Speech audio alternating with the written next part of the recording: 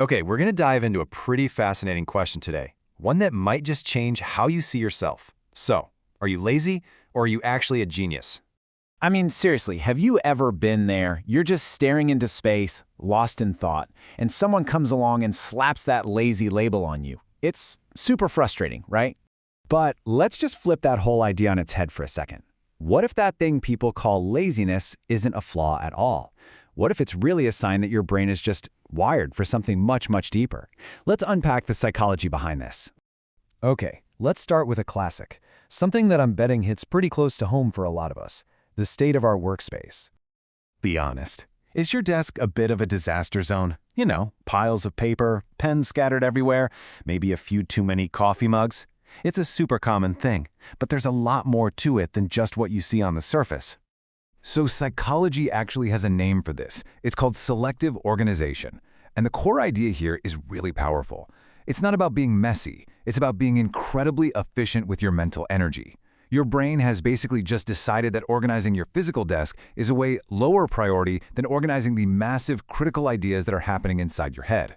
And this is really the crucial shift in how you look at it. On one side, you've got what other people see, laziness, chaos, just a mess. But on the other side, you have what's actually going on, a mind that is laser-focused on what's truly important, and it's saving its energy by just letting the little stuff go. That's not laziness, that's high-level mental strategy.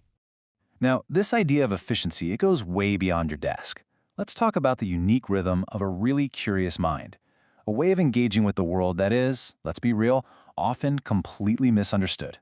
Tell me if this sounds familiar. You just can't stand doing boring, steady, repetitive tasks, but you can get completely lost for hours, days even, researching some random topic that just suddenly grabs your attention. One minute you're bored out of your skull, the next you're a world expert on 18th century maritime law. And listen, this isn't some kind of character flaw. This is literally your brain's biology in action. Highly curious minds are just wired to chase that little dopamine hit that you get from new information. You're not trying to avoid work. You are fueling a really powerful cognitive engine. You know, this same pattern shows up in how you make decisions. Someone asks, hey, where do you want to get lunch? And an hour later, you are still deep in thought, weighing the pros and cons of every single restaurant in town. To anybody on the outside, it just looks like you can't make up your mind.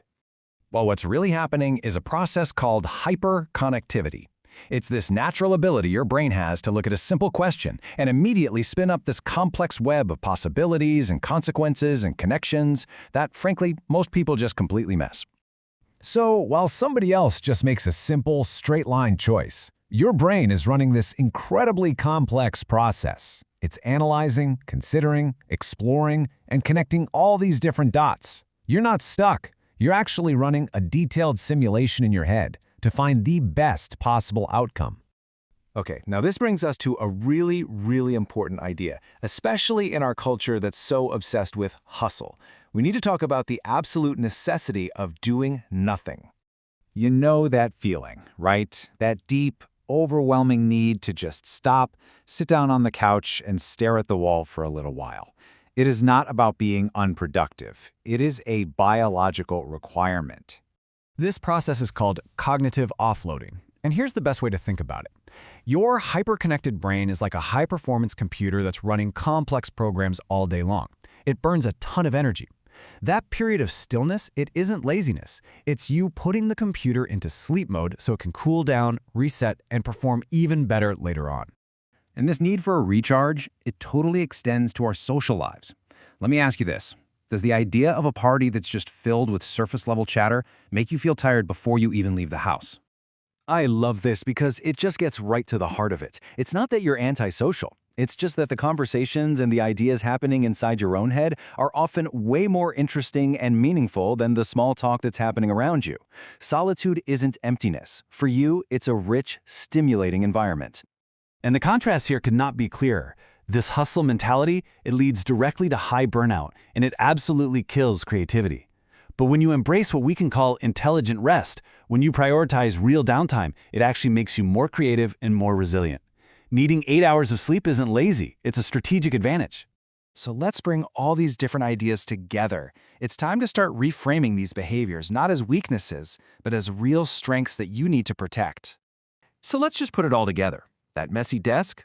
That's selective organization. That need for total stillness, that's cognitive offloading. And those random, deep obsessions with new topics, that's just the rhythm of a curious mind. So when you avoid small talk and you prioritize sleep and you analyze every decision, you are not being lazy. You're showing all the signs of a deep and complex mind at work. And this right here, this is the ultimate takeaway. If any of this resonated with you, it doesn't mean you're unmotivated or strange. It just means your brain works in a more complex, more nuanced way. And that is a gift. You need to protect that.